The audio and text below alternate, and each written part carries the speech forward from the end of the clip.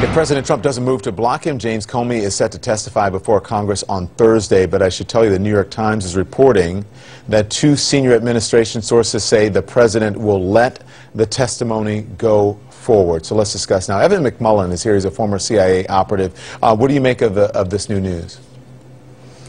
Well, I think the president would be extremely foolish to try to block this. I think it would be another self-inflicted wound.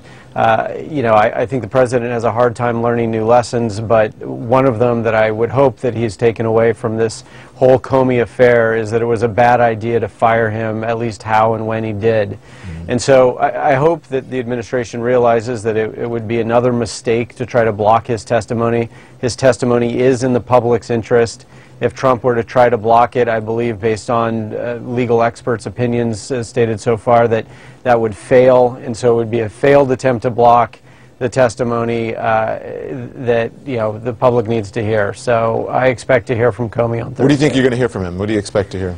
I think he's going to, I don't think what he's going to do is talk about the investigation. I mean, we're learning that Robert Mueller is expanding the scope of the focus of his investigation, and so as he expands that investigation, that allows less room for Comey to talk about the investigation.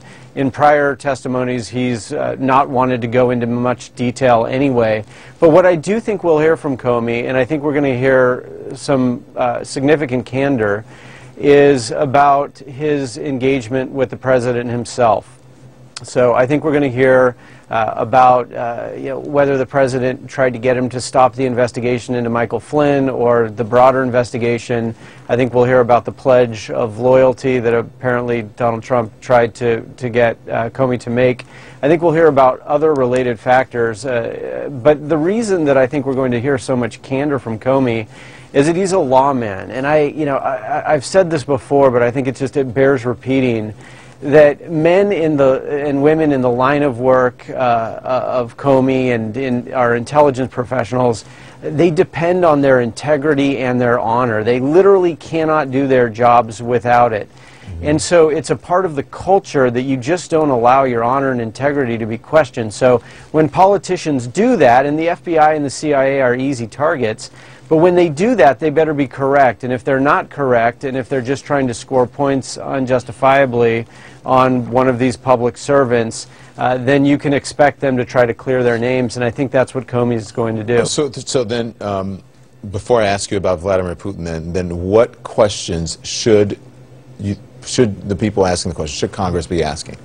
Well, I think there are a series of questions. They need to know, for example, whether Donald Trump ever made Comey's continuance in that role as director of the FBI contingent upon his stopping the investigation or limiting the investigation, or whether it was contingent upon a pledge of loyalty. They need to, of course, ask whether Donald Trump ever asked if he was under an investigation, and whether Comey responded or not. He needs to account for that. He needs to, describe any other relevant exchanges that they might have had. But there's plenty there, and I think there's still an investigation, obviously, ongoing and expanding about Russia's influence in our elections and what else they may be doing. But really, I think, as much as Comey's firing was an inflection point in the way the nation looks at that issue, I think that I will predict that Comey's testimony on Thursday will be an inflection point, or maybe an inflection point, in which we now start to look just as much or more at potential obstruction of justice on the part of the president. I think it's going to be a big deal. Okay, so let's talk about Vladimir Putin now, Evan. He said Americans must stop the hysteria about an alleged Russia deal with U.S. President Donald Trump. Why? He also conceded that it might have been some sort of patriotic Russian hackers. It was patriotic for them to interfere in our election. As a former CIA officer, what do you say to that?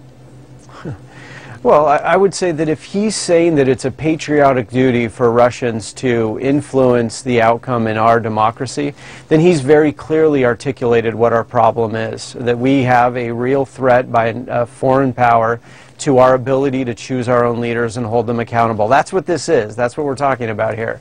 And so there's no mystery anymore. Now, I think the level of partisanship in our country has gotten to the point where even now that Putin is sort of acknowledging that, yes, we might have played a role, or we did play a role, he's certainly not denying it anymore.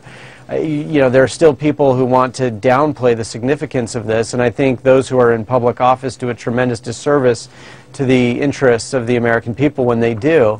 But Vladimir Putin is essentially, he's condoning that activity when he calls it an act of patriotism. And like I said, I think it makes our challenge very clear. You say Trump and Putin both have everything to gain by downplaying their relationship. Explain that. Well, absolutely they do. Their relationship is long-standing. I don't care what Donald Trump has said during the campaign, before it mattered. He bragged about his relationship with Vladimir Putin. There are all kinds of touch points there that have continued through the campaign and even after. But obviously, at this point, Vladimir Putin engaged in an effort to undermine our democracy and to sway our election towards Donald Trump. Donald Trump seems to have some strange allegiance to Vladimir Putin. If there's one thing he's consistent about, that's it. We're still learning what the nature of that relationship is. I think by the end of this, we'll get to the bottom of it.